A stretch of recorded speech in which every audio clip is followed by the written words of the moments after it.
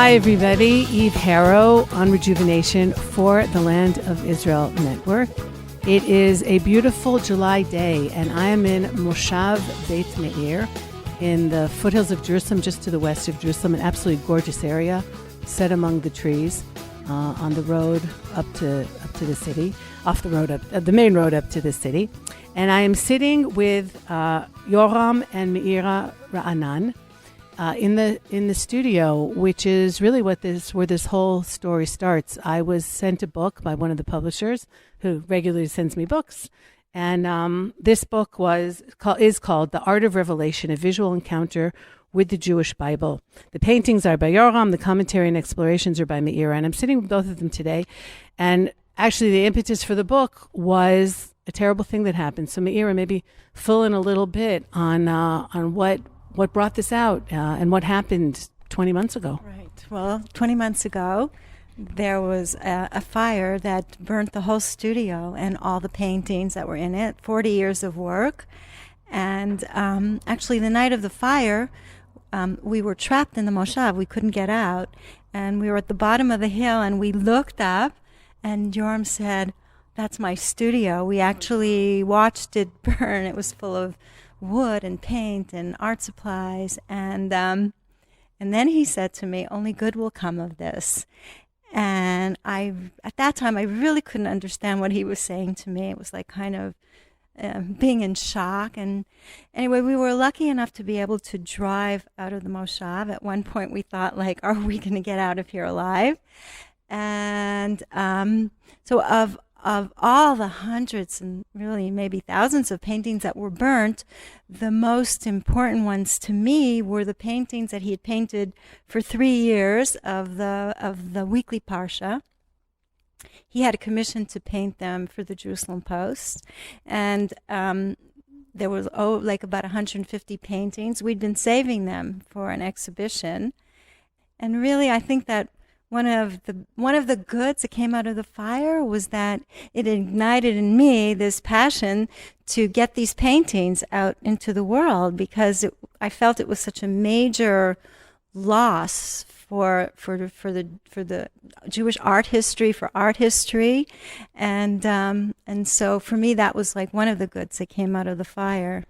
So we've become a little bit inured to fires, I think, in the last few months, because the Western Negev is burning every single day, and there's flying kites that are coming. And you know, while everybody is sad about fields, it's always the bottom line is at least nobody has died. So you were part of this. We're not really sure what it was, if it was intentionally set arson, which we have all over Israel, especially when, you know, things are dry, by usually almost always by Arabs. So my understanding is you're not really sure what happened here, although there were a wave of arson fires, and very likely that's what set this into motion.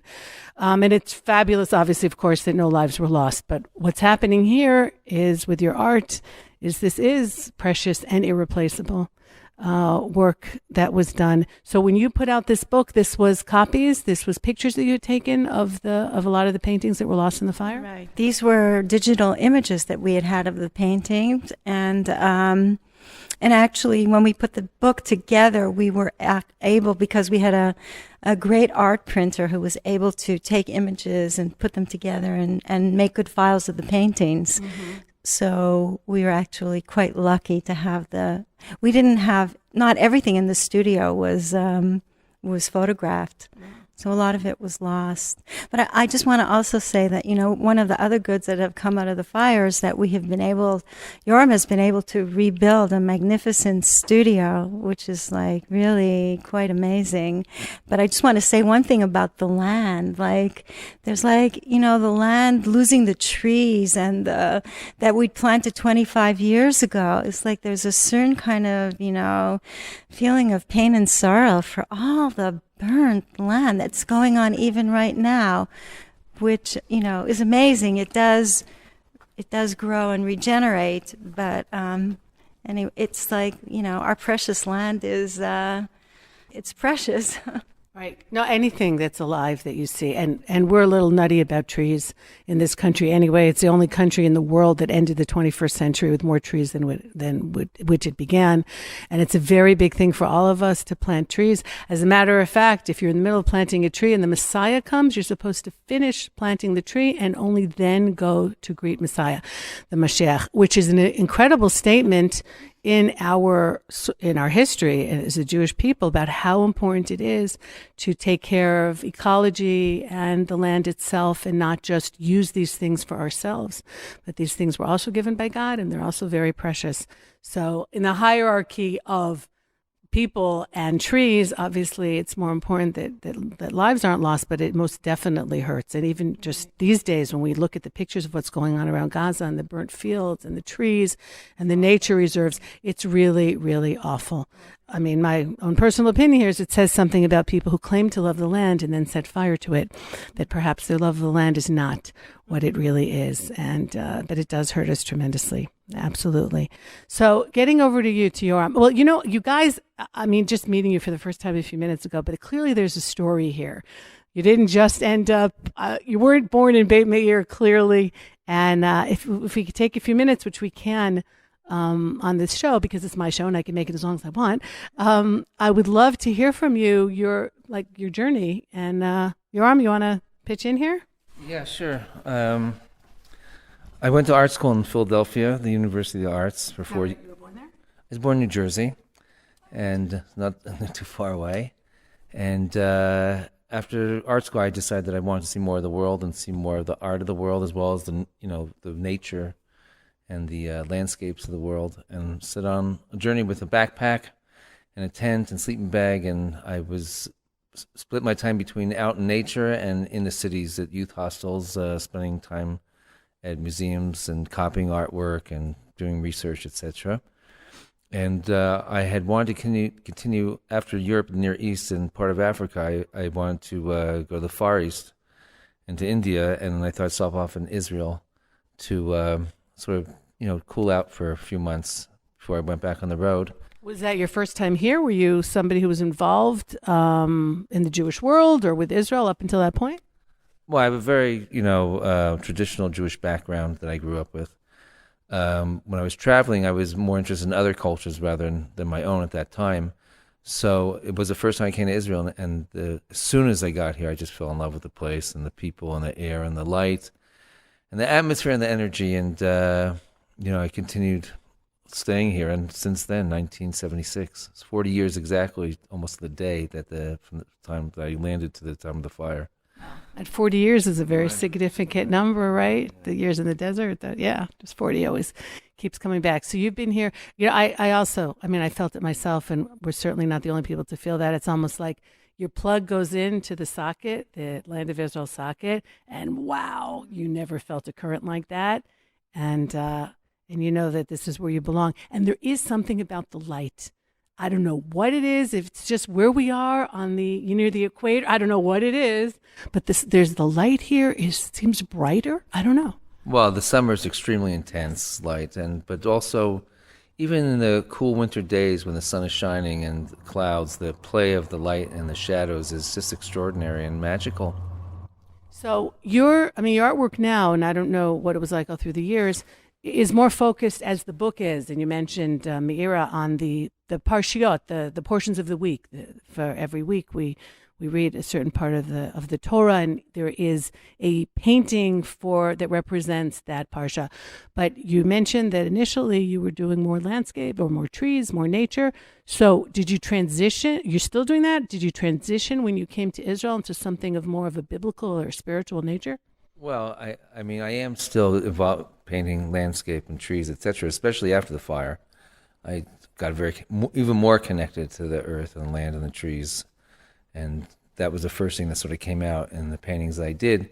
But I think when I first started in Israel, besides that, the landscape is also something that was very special to me, where the children in the parks with the mothers, I had never seen so many places, so many parks where it was thriving with children playing, and it was biblical. It was prophetic to see once again after 2,000 years people, being fruitful. There's a verse in Zechariah, who's one of the last prophets, who says, "Od yeshvu zkenim zkenot b'rechavot Yerushalayim," like old people, old men and women will be sitting on the benches in Jerusalem with canes to emphasize how old they are, and boys and girls will be playing in the streets. And you walk around now and you're like, wow, Zechariah, it came true. You knew what you were talking about. Right. I don't know if there's anywhere else in the world, really, where there's such,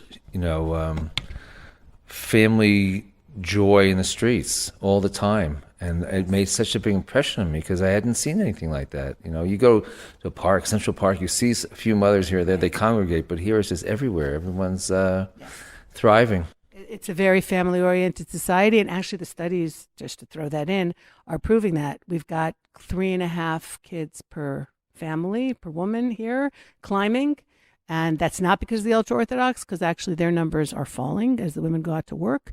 It's by far the highest in the Western world. We love family, and that in its sense, I think, is very biblical. That the Bible is all about family, and family is the basic structure for society. And you're raising people whom you love more than you love yourself, and for whom you're looking for the future. You want to leave the world a better place for your kids.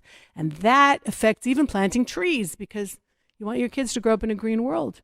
And so you do that for them as well. I think it affects everything here. So when did you guys, were you together at the time? Did you meet here? No, I came in 76 and was learning in yeshiva for a couple of years, part-time, and painting part-time or full-time. So I had, long day. And after a couple of years, or a year and a half, I was ready to get married. And I went on shidduchim, which you would call set up dates, blind dates. Yeah, matchmaker, right. The two of you sound like you might work together, so somebody nailed it. Yeah, it sort of worked out. We met on a Wednesday afternoon, and Sunday morning, 4 or 5 days later, I asked her to marry me. And wow. Took her all day to answer yes. I was in shock. 5 days was a bit fast, but that's how it was. It just happened. Wow, really lightning striking. They're long days. I mean, these were dates, were 8, 10, 12-hour dates, and it was talking tachlis, as they say, just trying to focus on. Would you recommend that to others, by the way, Meira? Well, maybe take a week. Yeah. Well, I think you have to. I mean, if one knows themselves and one is really honest with himself and the other person, and is willing to work it through, because even the greatest matches have a lot of ups and a lot of downs, and it's really hard. But I think if people are committed to an ideal and they share that ideal, it can work out very nicely. So, you guys have children? Yeah, we have 4 children and many grandchildren, and increasing grandchildren. Okay, that's the plan. So how about Beit Meir? You've been in Israel 40 years. The Beit Meir, this beautiful Moshav, 25 years. How did you end up here? A Moshav, by the way, is not a kibbutz, for those of you who are listening, and it's also not a town. It's somewhere in the middle, where people are connected with a common vision, sometimes marketing things together, but everybody owns their own property. It's not socialized. Sorry, Bernie Sanders. It's not like a kibbutz where everybody's, gets an allowance and is nobody really has their own property. So Beit Meir it started 25 years ago, and you guys Beit Meir started 50 years ago. Okay. 1951. Wow. And the common denominator were chicken and eggs. There was like a collective. What came first? Sorry. Yes. What came first? And actually, the studio that we're sitting in now was originally a converted chicken coop, and that's what brought us to Beit Meir. That we wanted to be out of the city, in the country, in a religious moshav, and to be able to turn the chicken coop into an art studio. Okay. Yes. Yeah, and also, I mean, we have a relatively large piece of land here, so a lot of place for outdoor being and agriculture as well as just the nature of the landscaping itself was a very big impetus for me to want to come out here, and also to be near Yerushalayim. Jerusalem is the heart and soul of the land and people, so we have the best of both worlds, I think. Okay. So you set up, you told the chickens, you guys got to go, and you set up your studio, and this is what you've been doing since, really, is the painting? Painting, a little bit of sculpture, printmaking, and also just a fair amount of time in the garden and developing that aspect as, like as another way of artistic expression. Claude Monet's gardens, so it's sort of going in that direction now. So, just as an aside, how does an artist get out there? Because there's lots of people who think they're artists, or lots of people who paint, and it's, I would imagine, a very competitive world. Also, really great art is not going to be inexpensive, and so you're kind of limited, I suppose, to who you can market to. It's an investment. It's it's an amazing thing. How do you go about doing that, especially from here? It's not like you're in the middle of a city and people can just wander in and see your studio. Well, we started living in Jerusalem. We lived in Jerusalem for 15 years before we came out here. Right. So I did work with some galleries, and I did work with institutions and fundraising exhibitions, things like that. I used to travel to the States and Canada twice a year, maybe for a month each time. One year I went 3 times in a year to sell paintings, knocking on doors of getting leads from other people that might be interested in art and showing my work. And I'm very fortunate that there are people that like my work in a very deep way, and buy passionately, and people, word of mouth and ears and eyes, people see my work, and it's continuing growing more and more all the time now. Mm-hmm.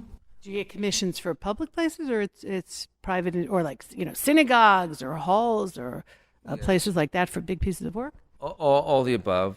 Offices, institutions. There's a number of pieces of mine were commissioned by the Waldorf Astoria in Jerusalem, which is a very public and prestigious venue.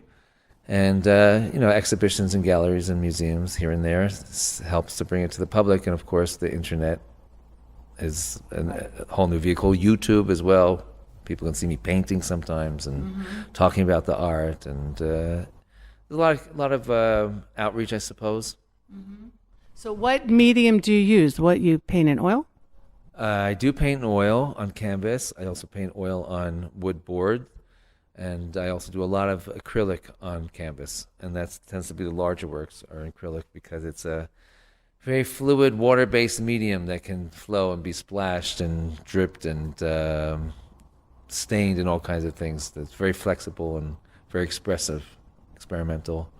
And the oil tends to be heavier and creamier and more luscious, which is also something which is nice to be involved with as well. It depends on the mood. Right. And lately, in the last week, he started painting with a sponge stick, big canvases, and taking a sponge stick and moving the paint on the canvas for the first time. So I think he's always searching, growing, looking, experimenting. I mean, think of a large squeegee to wash a floor. So instead of washing the dirt off the floor, I'm sort of spreading and manipulating the paint with that large, squeegee, and it's getting very interesting textures and effects. So, I mean, in addition to the fire, which was this tremendously traumatic thing, have there been other things in your life where you found took you in a different direction, like the birth of a child, good or bad? I am notoriously not talented. I have very talented daughters, and friends, and so I see it from the side. But every once in a while, when something happens to me momentous, I wish I could express it in an artistic way. I feel like, and I can't. And so I'm fascinated by people like you who are just so talented like that. So have you found that or certain things that have happened in Israel, for example, certain situations that have happened in the country which have suddenly sparked, I see that that's going to be kind of the theme here, spark and fire and all that. That have wakened something up in you and found found something in you that you can now go in a different direction, at least temporarily? Well, the fire did make a very big effect on my approach to art because I had lost everything. I lost all my work in Israel, even work that I had brought over from the States. And I felt that I could have a new start. I could do whatever I wanted. I had a lot of it digitally, captured, yeah. But I felt after the fire, I needed to be close to the earth. I felt I needed to be close to the land, and that's why I switched from acrylic back to oil paint on board, because it was something organic and had to do with my experience and connection to the land. And I only painted in the first couple months with just black and brown and earth reds and, yellows, and just wanting to be in touch that way. And a lot of images that came out were not surprisingly, I guess, were fire and houses burning and trees burning. And then, amazingly, I came up with a number of images that could be, called phoenixes. And these were not preconceived ideas that I wanted to paint. Actually, all my art painting is not done with preconceived ideas. It's all with an open mind and not any thoughts, but going to the subconscious more or less. And these sort of winged creatures coming out of fire and somehow emerged, as well as landscape, etc. It almost sounds cathartic, like you kind of did art therapy on yourself, and on it had to be. I mean, with all that you're seeing, the bright side of this, it had to be devastating that 40 years go up in an hour. I'm sorry or happy to say I wasn't devastated. Really, I just. What, is that because of your faith that you feel, or do you feel that if this happened, Hashem wanted it to happen, and so you're not going to cry over, I'm trying to wrap my mind around this because, I think anybody who saw this devastation would rightly be like, what happened here? And you're sitting here, and my listeners, you're going to have to take my word for it. He's not crying. I mean, he's looking reflective, and he's definitely thinking about what I'm saying, but this is not a fake, no, everything is fine, everything will be okay. Where does that wellspring come from of, okay? I guess it comes from very deep, faith, emunah in God.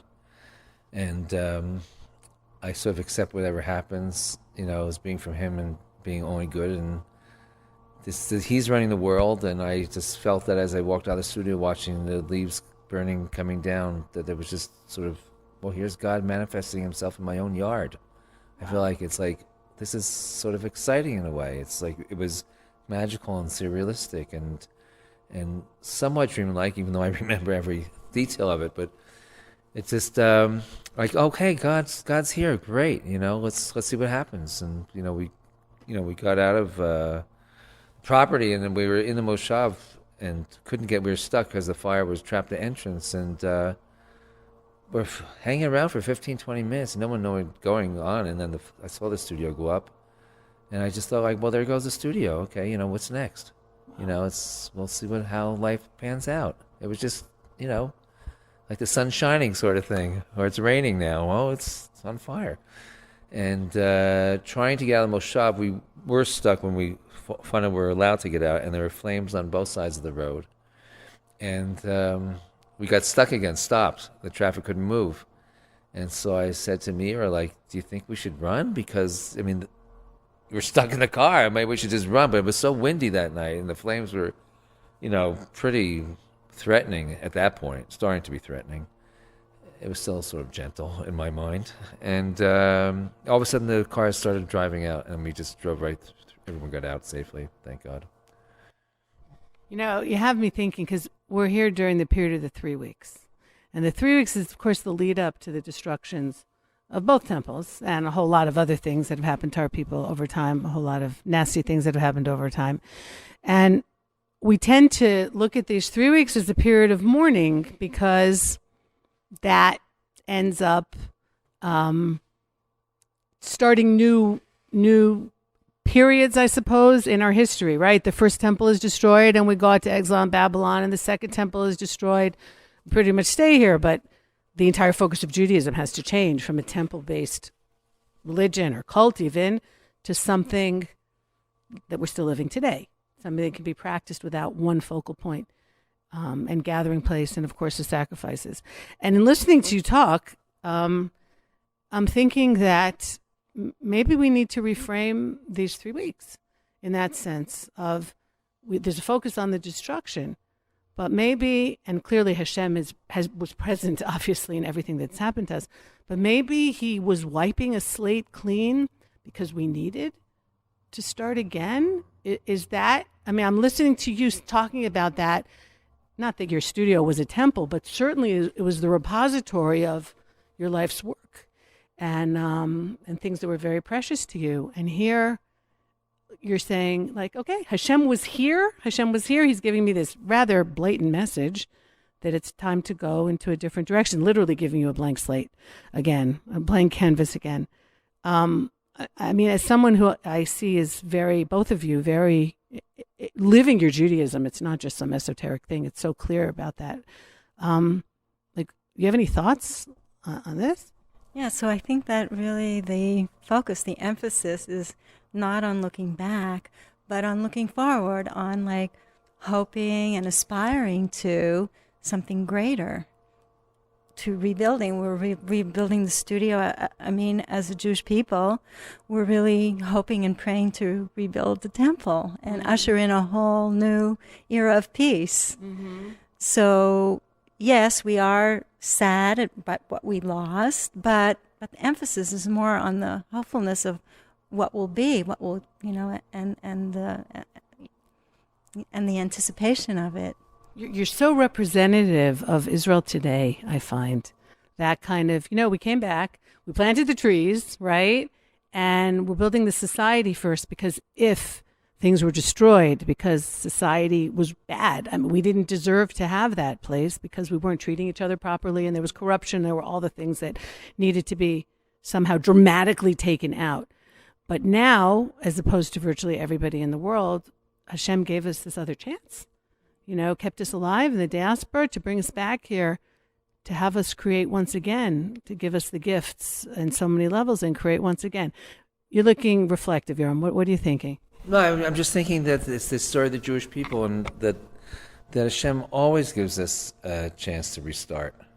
Yeah. And that's what, in a way, makes life so great. I mean, just think of Yom Kippur. I mean, after a whole year of sort of messing up on our potential, here we just come back with a true heart and soul, and we can start all over the clean slate, and we keep doing that. We have that life to live. We have Rosh Chodesh every month. We get to renew ourselves. So for me, to restart again was just a great natural thing that I like doing anyway. I love blank canvases. Maybe that's why you're using the sponges now, which are usually used to clean things and to kind of, and to do that. That's why I'm so attached to Judaism also, because you can push that restart button all the time. You're not burdened by past sins and past everything, and we're judged for where we're going in the future. As long as we're better today than we were yesterday, then that's the whole point, and we don't have this black mark against us that we're constantly fighting against. It's a beautifully optimistic way of living, and what you're talking about, looking to the future. Wow, that's really resonating. It absolutely is. So tell me about are your kids artistic? Were they raised in this milieu, and it's something that they also have grabbed onto, or yeah? Well, our youngest daughter works with us. She's a great photographer. We have a daughter who actually was a ceramicist. She's not doing that now.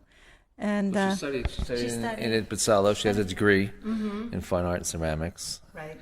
And one of our sons is a web designer, graphic artist. Okay. And we have one businessman in the family who's in real estate. Well, that's important to keep everybody going. The visual arts is nice. So can we walk around a little bit and talk to me about some of your work? This is drawing to me, the colors here. Yeah. Because these are also my favorite colors, like the deep berry and wine colors. I don't know why. I love that. So what is this painting over here? Okay, this I would never have come to this painting to discuss a painting, because it's in a way it's so abstract when you first look at it, and it's interesting that you are drawn to it, because to me it resonates very deeply, because the colors, the magenta, the wines, the cranberries, and the apricots of these rich, sensual colors have so much richness and softness, but also strength. The contrast between the deeper, dark ones and the lighter, brighter colors. Originally, what I had started was a pretty large canvas. I guess it's about 4 by 6 feet or something like that. And I have these big curtains on the doors, and I just somehow thought of them as being parochet curtains in front of the ark. Right. So the beautiful, the curtains, the parochet, the beautiful embroidered curtains that separated the ark, right? So I put this blank canvas in between these two curtains, and I sort of looked at it, and I said, I don't know, I want to make this like an Aron Kodesh, a holy ark. And I originally, those two dark shapes there were like Sifrei Torah, like the Torah scrolls themselves. And that sort of flower on top is like the crown. And it just sort of was just bleeding into, because it was very wetly done, and it just sort of all the colors ran together, but they have a very interesting mystery about them. There's something very abstract about it, but I think, you can also see something in it that looks like an opening going into. Yeah, I mean, I'm seeing two people, and I'm seeing fire in the middle and smoke on the top. I'm seeing some kind of, like, with their backs towards us. I'm seeing something completely different. Yeah, definitely. I like to leave a lot of ambiguity in my work, where each person can find something in themselves. We might all agree on something that we see, but we'll see it in different ways and feel it in different ways. How would you, does that what's your art is called, abstract art? What is the terminology for art like this, where everybody kind of can picture whatever it is that they're thinking or feeling when they look at it? Well, I mean, I call what I do contemporary biblical expressionism. Oh, okay. Which but it has a lot of abstract elements to it, but a lot of suggestiveness to it. Biblical notes, biblical theme, biblical feeling, influence, but very expressionistic, very, sort of contemporary and alive. Mm-hmm. And the one over here, which is similar colors, I suppose, it's like that same. It's also the magentas and purples, right, and these like apricot yellows, and this one is also same size, but I splashed a lot of paint. I paint on the floor. I leave all the canvas. All the canvases are laid on the floor, and I just sort of throw and drip and splash paint and let it go wherever it wants to go. And just from an intuitive way, like I want something more light here, so I splash and sprinkle paint that way, and it runs and drips, and sometimes I hold up the canvas and you can see it dripping down. That explains why the floor is the colors that it is. Yeah, you should see the other room, where I really work. And this one, to me, there seems to be a lot of people at the bottom and standing definitely at Har Sinai, Mount Sinai, and all this light, these sort of stars also seem to have fallen into a shape of a crown, as well as flames. So it has this very sort of majestic, mysterious atmosphere, something very totally expressionistic, but yet one can see the biblical theme and feeling and sentiment in it. So I think also what's interesting about this painting was that it was a commission after the fire. Yoram was commissioned to paint a few paintings. He was very hesitant at first because he wanted to just do new work with no preconceived ideas. And so he had like 4 or 5 canvases with the same subject, but you could see like how he like broke through and was like free with each one of them, not repeating himself, taking an old theme, but like making it new. Making it into something new and different. Well, when someone commissions you and they say do they say I want X, and then you have to kind of vision or do what their vision is, or do they just say I trust you, this is the size I want, and surprise me? Yeah, I have both kinds of clients, patrons. I personally like when I have more freedom. Usually the only parameters are the size and sometimes the color as well. That's the most open kind of commission. But sometimes people want things that look like other work that I've done. And someone came to the studio after the fire. I had no work left. They'd seen my work in the newspaper, and they said, I want those paintings. And I said, they're gone. So they say, can you do it? I said, I can't repaint the same painting, but I can paint something similar to that. And let's say Yerushalayim, Jerusalem is, a pretty common thing that people want. So you can see one over there in this corner. And a lot of gold. Also a lot of gold, obviously, and light. That commission, she wanted Jerusalem painting, and she had seen something else. So I did 4 or 5 different versions of that painting. And each one's very different, but it has the same sort of glow and, feeling about it. Really capturing the light of Jerusalem, right? Yeah. It's amazing how your paintings seem to glow. How do you do that? I don't know. I think it's just another artist once asked me, he said, how do you have so much light emanating from your work? And I teach me how to do that. Glow in the dark paint or something? No. It's I think it's an inner from an experience of having light in one's life and wanting to search for light and to cultivate it and to bring it out. I think over the years it gets stronger and deeper and more meaningful, so to speak, or more has a greater presence to it. It's like part of your own personal spirituality is actually going into the paint? Yeah, I think that's what it's all about. I think that the paintings are really, I mean, it has to do with me as a singular person, but I feel like I'm trying to tap into the collective conscious of the Jewish people in Eretz Israel. So when you said that right after the fire, you found yourself painting a lot of brown, a lot of darker colors, not in the sense of black and grief, but more the way you described it is more in the sense of the earth. Because brown is very different than black. I know everybody thinks that they're both dark colors, but at least, black isn't black technically not even a color, right? And that's when people wear black, in addition to wanting to look thinner. It's that little standoffishness as opposed to brown, which is really the earth. Uh-huh. So I'm looking at your paintings. I'm not seeing black. I'm seeing more of the browns. Well, this has black in it. This is just black and white. That one over there, actually, I'd like to talk about that sometime. Okay. That definitely has a lot of black. And as a matter of fact, I started all the paintings after the fire. I started by preparing the boards with black. Really? Instead of painting on a white ground, I painted on a black ground. Mm-hmm. And that's because I think black has a tremendous depth to it. Like the sky at night, just like it has all that. Right. And also, any color that you put against black is going to have has a great contrast and a greater presence. So I felt like just by putting a few strokes down, already the canvas or the board came alive very quickly. Why is black associated with grief? It just occurs to me to ask that. I don't know. I mean, it's lack of light, right? It's the lacking of light. It's the darkness. It's the mystery. It's the yeah. Right. But you were looking at it as then a jumping off point for also making the light stand out more. Yes, and I just thought now if there's a thought of that the Torah is written with black fire on white fire. And in the future, when the Mashiach comes, we're going to be seeing the white fire on the black fire. In other words, we're going to see all the things that are around the letters. We won't see the Aleph as we see Aleph. We'll see the white spaces around that, and that will be what we're going to be reading and seeing and understanding. This is a Kabbalistic idea? Yeah, so it's like, seeing right now we see the negative, and then we'll only see the positive. Wow, that's a beautiful way of putting it, even just in how we think of what positive is and what negative is. All right, so here, this is 3D. Well, this one over here, what is this exactly? This one is a pretty mysterious painting to me. It started out as very red and black, but when I first did it, the middle was gold, and I ended up painting out almost everything on the whole canvas except this sort of like sheep or goat head. That's also, what it looks like a sheep's head, right? Right, but it could also sort of look like a human being, like the body here is like a beard if you took off these ears.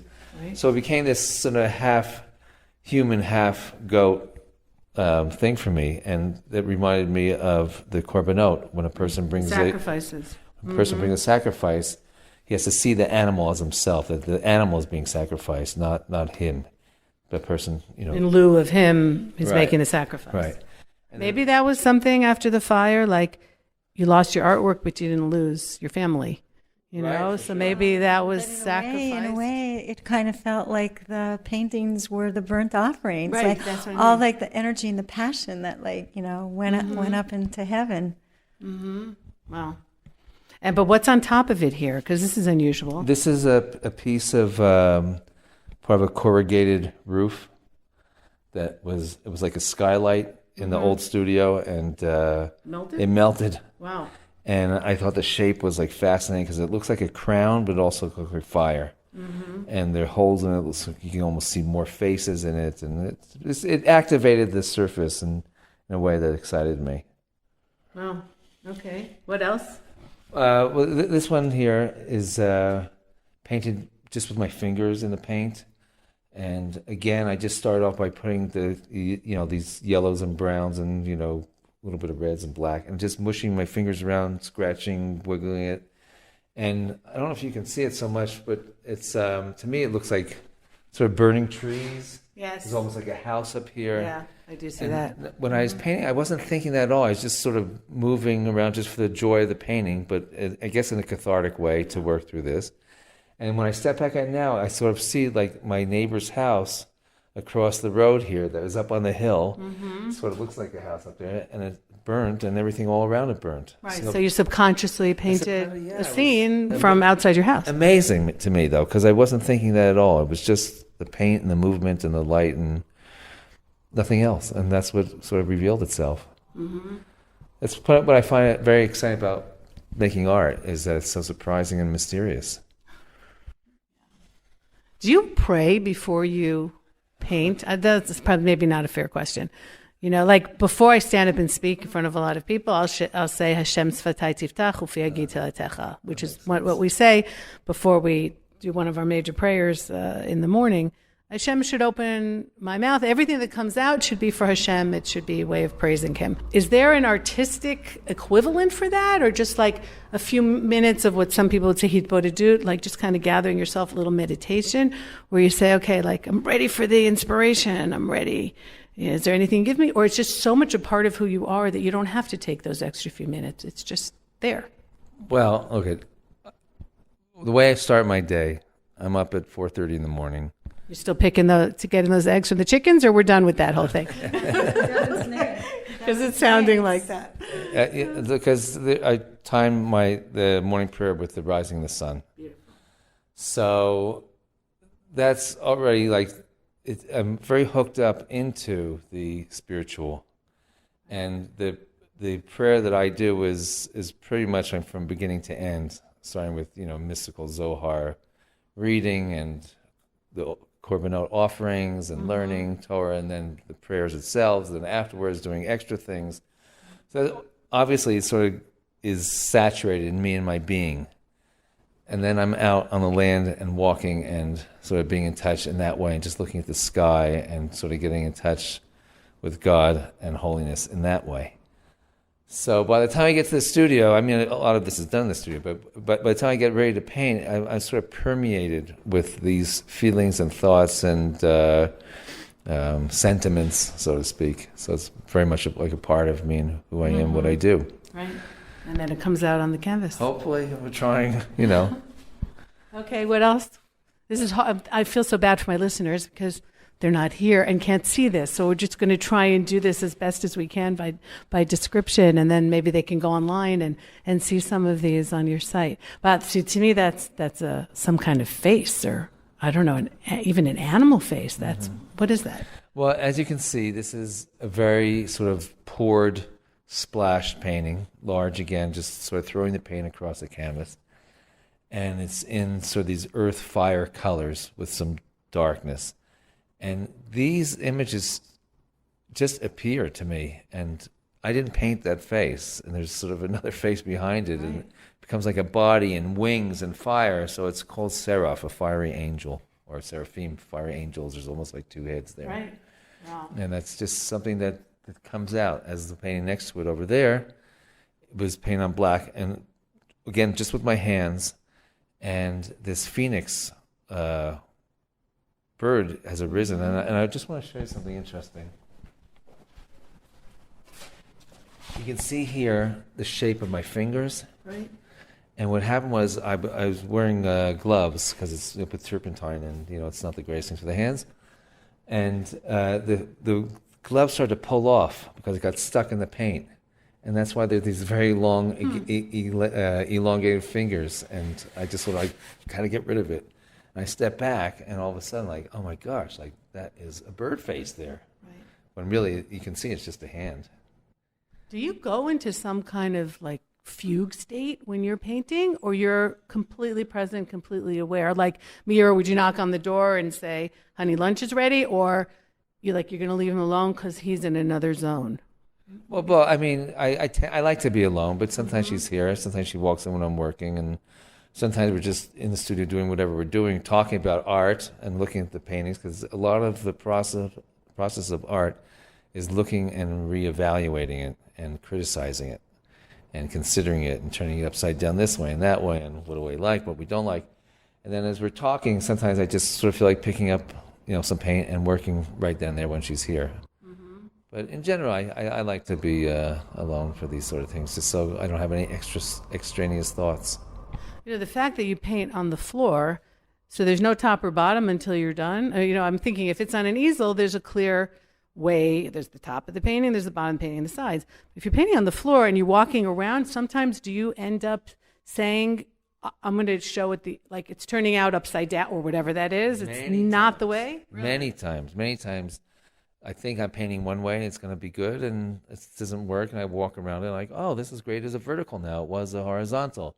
I'll work on it as a vertical for a while, and then it's not really happening. I walk around, it becomes another, maybe either vertical the opposite way or a different horizontal. It changes. It's very, very fluid, and what's the word? Evolving. Mm-hmm. This is maybe not a fair question. Do you have a favorite painting, or that's which one of your kids you like the best? But is there something that you've painted, and I hope it's not something that was burnt in the fire, that for you was just like your masterpiece, or it's not like that? Was that burnt? Or in general? I had my favorites. Thank God I sold some of them, so they didn't get burnt. One of them we own, or two of my favorite paintings we still had. They were in the house. Mm-hmm. Meira obviously has her favorites that did burn. And I have new paintings now that I'm very excited by. Mm-hmm. This painting is it's very different over here. This looks like a, Chatan and Kala, or king and a queen. Right, or bride and groom. Yeah, totally seeing that. Right. Mm-hmm. And it was, this was definitely a horizontal painting at one time. It was just a face of a woman lying, just there reclining, and switched it this way, and I didn't like her face so much, so I put a veil on it, and then so I worked it through, and she's like glowing. She has this very ethereal, spiritual glow about her, and everything around else is gold and sort of a little less luminescent. Mm-hmm. And I like, again, the play between the abstraction and the figuration. Now your frames are very simple. A lot of times, like when I've gone into museums, because I'm a museum junkie wherever we go, a lot of times you see these incredibly ornate frames around. And they're, I guess, supposed to be a statement in and of themselves. And your frames here, straight lines, pretty simple. Is that not to take attention away from the painting? Is that, how does that work when you think about how to frame it? I know that's part of the art world is the frame that you choose. The frames are very important. I frame this way because I think they look contemporary and new, but they have a certain classic, dignity about them. They're simple, but they have some massivity to them, and it doesn't distract the eye. It frames the painting rather than distract from the painting. Mm-hmm. So if I see something that's not framed, it's because you're still working on it. Like this one here, which is outrageous. You can see things that are framed that I'm still working on. Right. Are the things that you don't frame at all because it just... Sometimes I don't frame work. Sometimes, I take them out of the frame to work on them. Mm-hmm. Definitely there are clients that want unframed paintings. Now there's definitely want frames, and they might want a frame like this, more sort of... this is a little more baroque, right? More museum-like. And this painting is actually one of my favorites. You can see it's two different panels.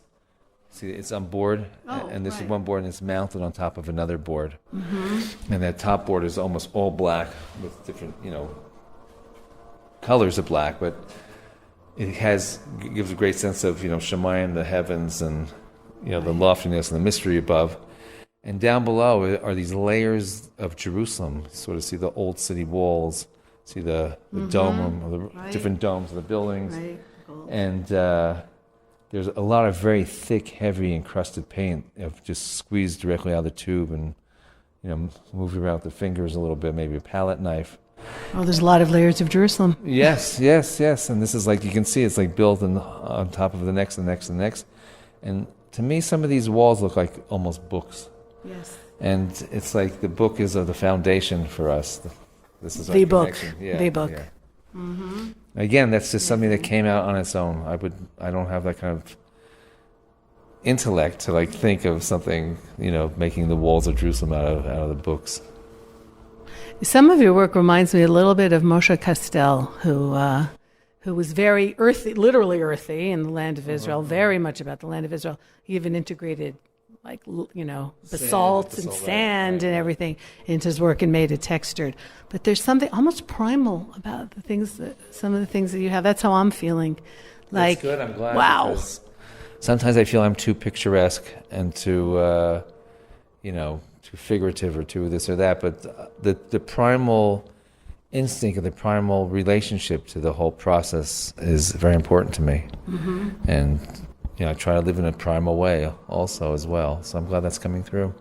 So a little bit about the book, because this show has been one big tease for my listeners about what they're not seeing. But the book has come out now, and they actually could go and see it and get an idea of some of your work and connect it to the weekly portion, even open it that week and see that painting and read what in. Where can people get the book? Well, they can order it online on our website, which is yoramraanan.com. YORAMRAANAN. Right. Okay. Right. Or Raanan Art, RAANAN art.com. Also, certain selected bookstores here in Jerusalem. We're trying to get onto Amazon, where we just have to straighten out the accounts. It seems that they haven't been so friendly to Israelis that are trying to get accounts. That's something for almost 2 months now we're trying to do. Really? All kinds of documentation and proofs and lawyers and notaries to get us in there. So hopefully we'll be there soon. Mm-hmm. It's a pretty hefty coffee table book, right, with these huge full color spreads, and sometimes one parsha can have 3 or 4 different paintings, different aspects of the parsha. Mm-hmm. Garden of Eden, the creation of man, right, things like that. The Shabbat. So it's pretty wide, in-depth look at the Jewish Bible. Do you ever get the urge to paint on Shabbat? Which, as an Orthodox Jew, we're not allowed. For those of you, my listeners who don't know, we're not allowed to paint or really to create on Shabbat. But is it ever hard for you? You ever waiting like for Havdalah, for the sun to go down, because you just have this urge to put something down? There was a time in my life that I felt that very strongly. I'd call that my young man in a hurry period, which lasted for many, many years. But the more I got into Shabbat, and the more I sort of not only learn about, but indulge in Shabbat, in a sense, soak in it. I don't want to go out of Shabbat. Right. It's the highest they can be, really, as far as I know. Yeah, people don't understand that. Oh, you have to keep Shabbat. Are you kidding? Greatest gift we were ever given was Shabbat. Who could complain about a commandment where you have to be with your family, you have to drink wine, you have to eat meat and fish and all the best foods in candlelight, no less, sing some songs and talk to each other? What's the problem here, folks?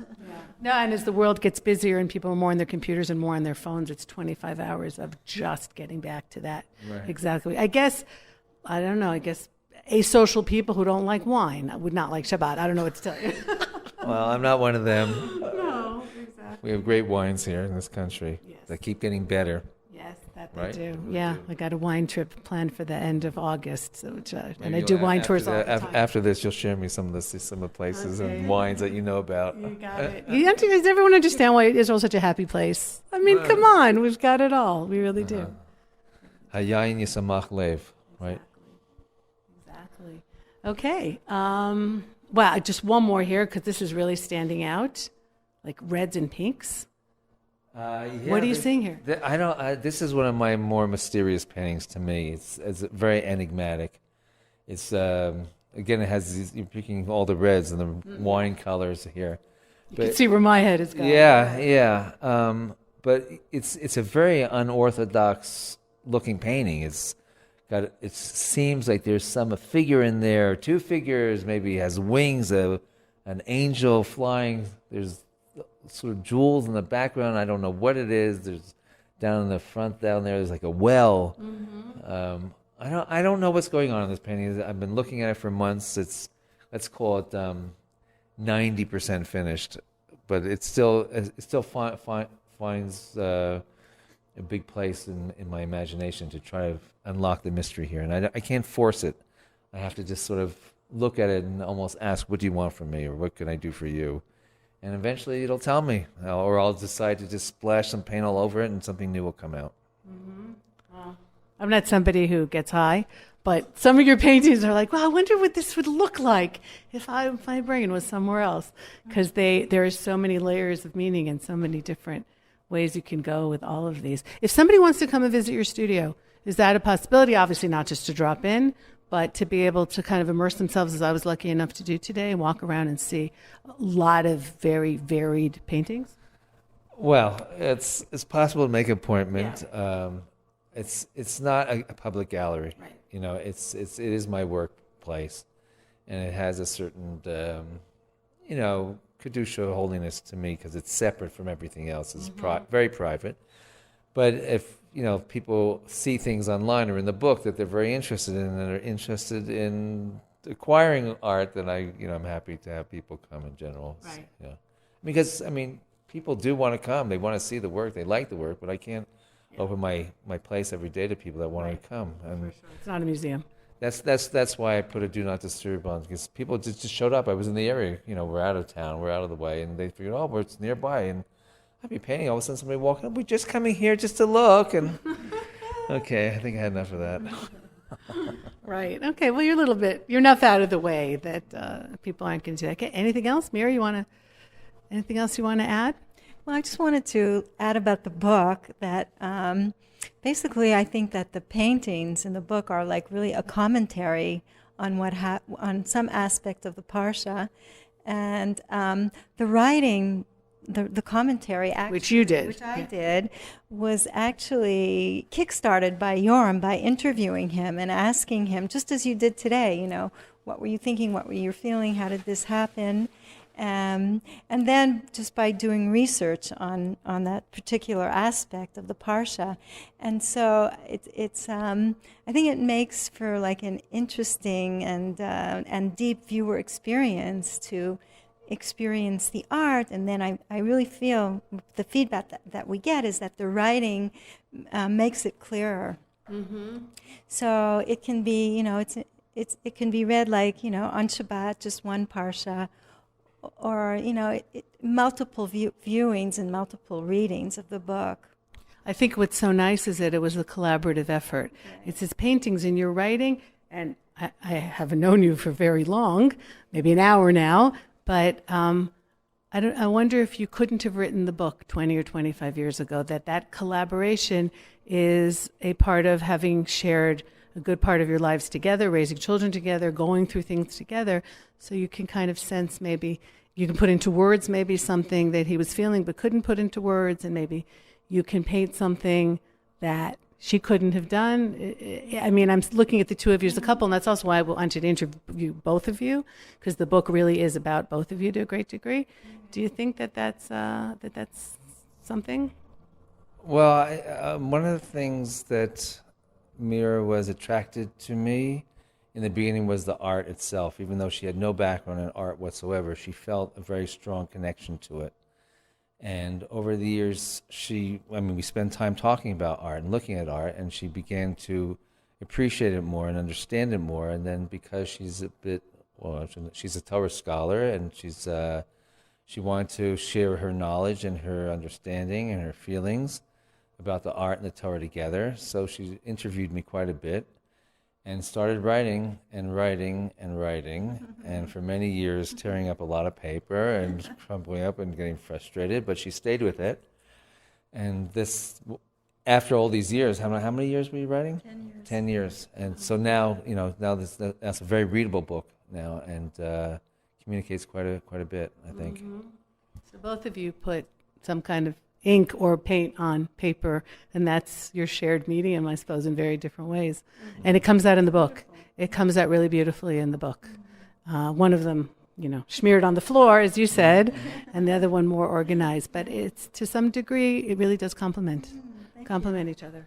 You just see this is melted paint. I peeled this off the floor after the fire. It's volcanic and has all these here's a piece of the canvas that's attached still on the piece of wood. Oops. And all these are just scraped off the floor. And if you want, just whether it's for now or later, but to see the floor in the other room. Yeah, I went in there before, yes. I went in there before. I saw everything around. Okay. Wow. This is just, this has been a real privilege, I have to say. Thank And, you. Also, really, thank you so much. And I'm just so glad. And okay, just keep on creating. And I know you took the fire in a good sense, almost a cleansing sense, but I'm going to hope that none of this goes up in smoke because this is really just so beautiful. I think once is enough. Yeah, one of those experiences. It shouldn't be a flood either. Like no natural disasters. There was. After the fire. This was I built this room separately that we're in now. This is my studio for about 3 months, and I think about a week after I moved in and started painting, it was leaking. There was terrible storms and stuff like that, and I had puddles in here. Wow. And that would be one thing, but because the floor was so full of soot and, from ash from no matter how many times you cleaned it, it was still there. And so when there was a flood here, the whole place sort of smelled like this sort of dank, wet fire. So that had to be cleaned out and started painting again. And then there was another storm, and I flooded again in a different place because they fixed the first leak.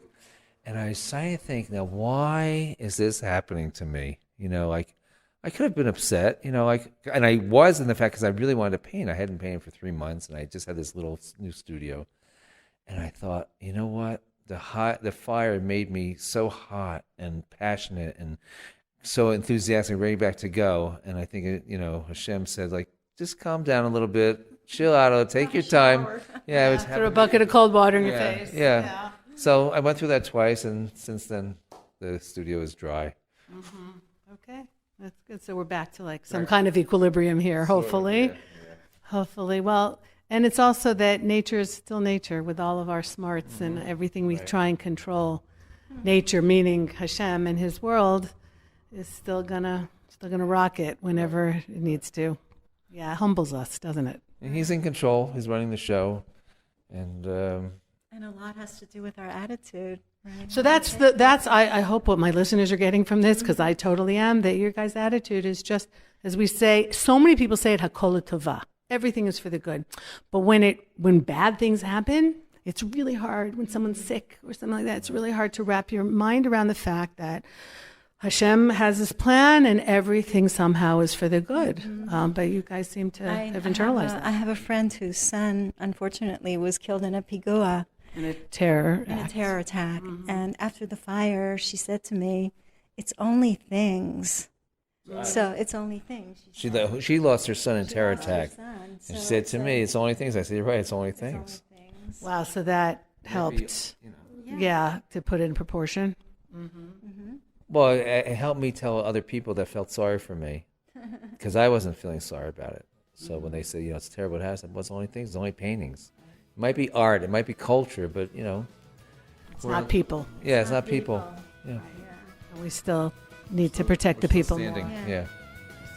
And growing and creating, and just amazing thing. Okay, thank you, Yoram Raanan, Meira Raanan. I really appreciate the opportunity to come into your inner sanctum, as it were, into your Holy of Holies in some way, and see some of your work. And I hope to continue doing that. Okay, everybody. Hope you enjoyed the show. Eve Rejuvenation at the Land of Israel Network. You can always write to me, eve@thelandofisrael.com. And I'd love hearing your feedback. Take care, everybody. Goodbye for now.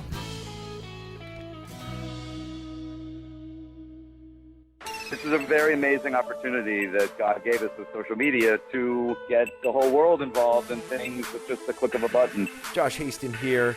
Israel Uncensored on the Land of Israel Network at thelandofisrael.com. Check out my show this week. We'll be speaking to Eliakim Cohen, the head of Jews News. He is taking on the Israel Roadshow to bring the realities of the situation here in the state of Israel, get a glimpse of life in Israel, the people in Israel, what makes Israel tick, all of that, and much, much